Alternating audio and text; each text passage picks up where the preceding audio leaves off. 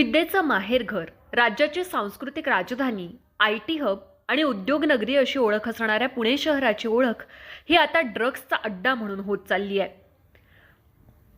त्यामुळे शहराची देशपातळीवरील प्रतिमा मलिन होत असून उद्योगधंद्यांच्या विकासाला खीळ बसेल की काय असा प्रश्न पडलाय. शिवाय शिक्षणासाठी विद्येचं माहेरघर असणाऱ्या पुण्यात विद्यार्थ्यांना शिक्षणासाठी पाठवायचं की नाही हाही विचार पालकांना करावा लागेल.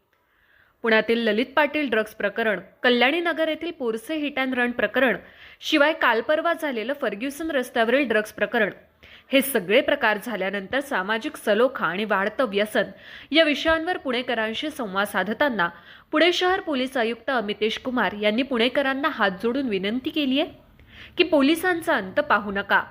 सुरुवातीला हात जोडू, पण जर संयम सुटला तर मग कसलाही विचार न करता कारवाई केली जाईल आणि आमची म्हणजे पोलिसांची ही